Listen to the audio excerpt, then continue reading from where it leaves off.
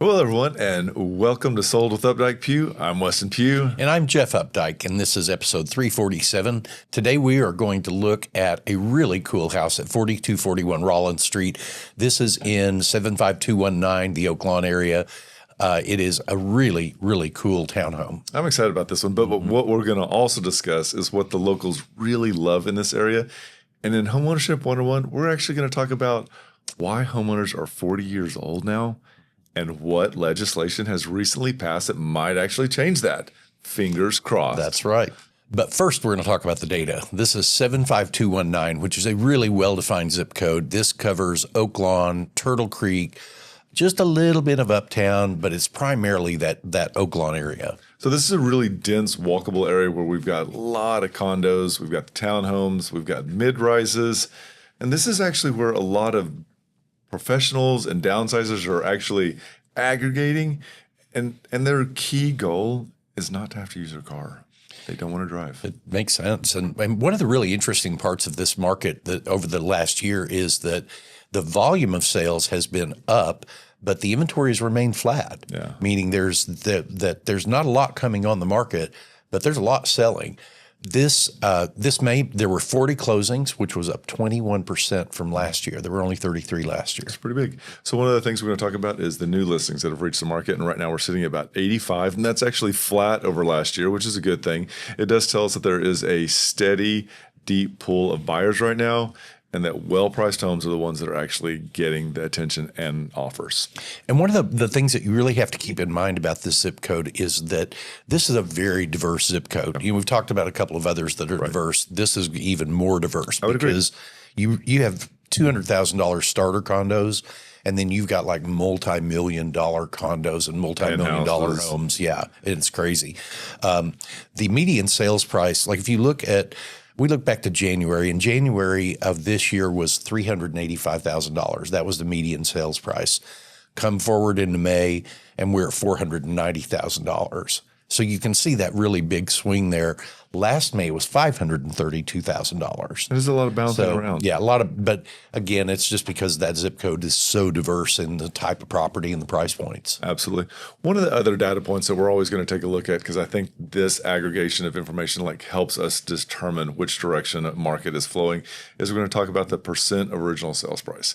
And this lets us know what is it they getting on the dollar and right now we're at about 97 cents, and that's actually flat. Again, a lot of this data that we've seen is flat, but what this is actually saying is that well-priced properties are actually getting almost ask price, and it means that buyers have a lot less negotiating room if it's a good, clean, well-priced property. So kind of in summary of the zip code, closings were up 21%. Supply has been flat all year long. Sellers are getting 97 cents on the dollar when their house is priced right. It's pricing discipline that is really the variable in all of these really great numbers. I think I would agree with that 100%, and especially given the fact that has so much variety, you really have to pay attention and have someone who's familiar with the condos in this area. Now that we've talked about the data and how important that is, let's also kind of swing over, because we always want to talk about the lifestyle and what locals really love so that you get a good flavor for what's happening here. And one of the things you have to keep in mind is that if somebody buying this townhome, they're not buying the 2,200 square feet. They are buying the neighborhood. Yes. They are buying the walkability. Yep. They are buying just all of the great things that Oak Lawn has to offer. And one of the big popular events or places, it's not an event, but it could be, is the actual Katy Trail House. And Katy Trail gets its name from the actual Katy Trail. It backs right up to it. So the great thing about this is if you're on this on a Saturday or Sunday, you can stop and grab your taco. Your four-legged friend can rehydrate. It's excellent. It's good for lunch. It's great for dinner, great for sporting events. I will say as a pro tip, this is definitely something to either walk or Uber to. There is limited parking on the street, which can get really tricky later on as you're there. So one of the other things that we wanted to talk about was the Clyde Warren Park. This has been such an addition to our city, bridging the central business district with Uptown, and it is minutes away from the townhome on Rawlins. This is a 5-acre park that spans across Woodall Rogers Freeway, and they just have announced within the last few days that there's a big another acre and a half expansion that's coming into it. Whether you want to go down early morning and have yoga, or if you want to go in the evening and go salsa dancing, this is a really great place to go. And this is the backyard for all of those condos and townhomes in that area. World Cup has really found its place there, both with I saw Mexico, but Argentina took it over one day. Yeah. Well, it is a go-to place. Now, we're going to end with the Dallas Design District. Now, I'm going to talk about Dallas Design District because it's a little bit larger, and it actually began for the trade. So it was interior designers, home builders that would circle up down there. But one of the things that happened was galleries started flowing in. And what galleries did is they created this cultural destination. And so we got First Fridays that started happening. Well, then you start backfilling with really great restaurants. So you've got Evelyn's that just showed up. You've got Town Hearth that's down there. 5 years ago, Virgin Hotel brought its only Dallas hotel in this area. So there's a lot happening. And if you want dinner or drinks, there's a really great bar called Double D's that's down there. And it's got a DJ, and it's a really great mix of people here in Dallas. It's a really great location in the city of Dallas. Now that we've talked about what's going on in the neighborhood, Weston, tell us about the condo itself. So this is a really great condo. This is going to be 4241 Rawlins. This is unit number 14. And as you can see here, you've got a little walk-up gate. When we talk about condos that are turnkey, this is one of the ones that you're going to tune into. This is ready to move in, and it is picture perfect. I was really happy when we got to go in. That was our first comment when we got to the second floor on this. Is when we were talking with Brandon. Yeah, it's move-in ready. Totally. I loved it. Thing you have to do. So you walk in, you've got this really great downstairs bathroom or bedroom that's with ensuite. One of the things that's going to be the common theme throughout this is going to be the windows that are here. This is really great light access. It does not feel like you're stacked on top of each other, which is really great. And I don't know if it's a combination of the new sanded floors or the new paint or the windows, but everything just kind of fits together. And the way they've situated these units in this neighborhood, you get look right out that window, you get that really bright green that just comes in whether you're looking out the front or the back. I absolutely. And I like the fact that we're going to see later on, but that one window Jeff was just pointing out actually cascades all the way up to the second floor right here. I also like that you have the rise is missing on the stairs right there, so it gives it more of like an architectural feel. Kind of has like a more urban feel to it. There's a smart layout in this, and that I took and used this picture because I like the fact that it speaks to how the dining room flows from the kitchen back into the living room, and then you also have this outdoor space. This outdoor space is really great. It was surprising to me how wide and how what the length was on the space. So you have a lot of versatility here. And one of the things that stood out to me in this is that they have gas. That's huge. And that's a big upgrade. A lot of builders did not put gas in because of the extra expense. You don't realize what you don't get until you're like, wait a second, Yeah. this is a coil. I don't want this. But anyway, this is really great. Good appliances, nice pantry as well. And again, as we were talking about the staircase, windows again, over and over again. And I am going to say that I like the fact that there are really great niches and walls for the art. I think that that's really important in some of these urban areas. So this is on the second floor. This is the third floor. Correct. This is the office area that you come up. That's kind of a landing there. You could be a little game area. Then it opens to this really cool master. Look how large that is. That's a king size bed. And those are at least 42-inch night tables on each side. One of the things I was going to point out is that you have a transom window over the sliders, so you get additional light, and you get your second balcony. So this one is just for the master, but I thought it was a really great location as well. And then talk about this renovation here. Man, they have really renovated this beautifully, and I mean, to the attention to detail in the brass in the mirrors. I thought it was perfect in the size of the closet. Yeah. Overall, this was a 10 for 10 for the bathroom and the remodel. This is exactly what buyers are looking for these days, and it is move-in ready. So this is 4241 Rawlins Street. It's a 2-bedroom, 2.5 bath, 2-car garage, built in 2005. And it's priced at $650,000. We want to say thank you so much to Brandon Fleeman for allowing us to feature this wonderful listing of his. Also, what we like to do is in the comments, you're going to be able to check on that link. There are pictures that we didn't use just for the sake of time. Also, zoom in on that map and you'll realize how close you are to Perry Heights. So many other elements that we didn't even talk about. And if this is something that you would like to see, let us know, and we would be happy to make that happen. Great. Jeff? That was a lot, but it was a great house. It really was. So let's go ahead and jump into Homeownership 101 because this next topic is going to be one that every buyer every buyer's parent should hear. Absolutely. So what is it? So we're titling this segment "The 40-Year-Old First-Time Homebuyer." I love that.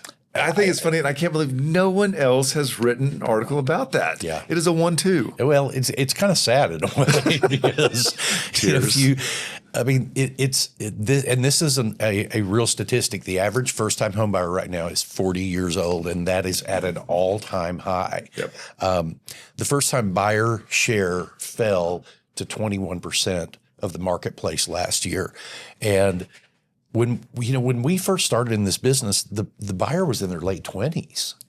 I was in my late 20s when I bought my first house. I was in my mid 20s, which is preposterous now that we're talking about 40s. So 4 years ago, the median age was 33. In 1991, it was 28. This is an astronomical gain. Some sources quote it as low as 35. I think most people say that it's 40, but I will say this much. They both agree that the direction is headed north and that buyers are older than they ever have been to purchase a home. And it really comes down to three things, I think. It comes down to the price of the property, the debt that person is carrying at the time, and how are they getting the down payment together? Right. The price of the house continues to go up. Housing's gone up 50% in the last 10 years. Correct. And that means that if you've been saving toward a down payment on a house, that that number you need is just continuing to grow, and it's been outpacing wages. Absolutely, which has really created a problem. Rent runs about $1,750 a month right now on average. Easy, and so saving's hard. Student debt. If you come out of college right now, the average student comes out of college with $40,000 in debt. And that's got to be, and that's usually a long time service. They spread that out over a 15 to 20 year period. In 2025, 26% of the market were 26% of the buyers needed a gift or some assistance from a relative, and that number is usually, what do we say, $32,000? Yeah, $32,000. It's funny that you bring that up because the person that we just showed before this is a first-time homebuyer, and their parent is buying the house for them. Yeah, I mean, and if you don't have mom and dad to help, or you don't have some other way, it's running away from you while you're trying to chase that dream. And you just kind of described this perfect storm of what's happening right now, but there's also one more culprit that we haven't talked about, and that's the actual investors. And this is the investors. And at the peak in 2021, Texas led the nation. 29% of all home buyers were actually investor institutions. And that's not to say that these investors are buying across all price points. They're not in each band. They are actually absorbing that first-time home buyers, which really adds a problem and is one of the key components that also kicks homeowners into purchasing later in life. And here's something that we don't often talk about, is that Dallas led the nation at 43%. Tarrant County actually had 53%, and that squeeze was really concentrated on the first-time home buyers. Yeah, and that was at the peak. So in 2024, institutional investors had fallen to only owning about 3% of the inventory that's out there. And the big firms are on their way out now. They have begun that selling process to get rid of them. In Dallas, they own about 9% of the inventory, but they make up almost 23% of the new listing inventory that's coming in. So they are selling at a much faster rate than they're buying right now. So we've talked about what the squeeze, what the problem is, but now let's talk about what recently has happened, is that the government has actually passed a law. This law is called the 21st Century Road to Housing Act, and this was actually a bipartisan bill. So both the Senate and the House passed it unanimously almost. And this is really interesting because it actually goes after the giants. It's not going after like if I bought one or you bought one or two. We're talking about the large investors, the ones that can actually absorb giant blocks. So they're capped and said, if you buy over 350, we are going to legislate you. And this legislation really has taken and gotten their hands around this. Now, it does have a carve out. So if a community is built just for rental purposes, they can buy as much as they want, but it's only that's the only carve out. And a really cool part about it is this bill authorizes no new funding, so there's no additional expense, positive or negative, that's created with it. And as you said, It really does just target the institutional owners that have over 350 single family homes. Right. So if they own over that, they don't have to sell those. They just can't buy any more of them. Right. But no other institutional investor can own more than 350 houses. So we'll be interested to see how this actually plays out. And it is some good news for locally here. Dallas has started shifting towards a buyer's market. So we're not in that white hot market of 2020, 2021, which we all were survived. Prices are almost down 6% from 24 to 25. And listings have jumped more than 20%. So that's a big number right there. Homes are sitting on the market for about 66 days.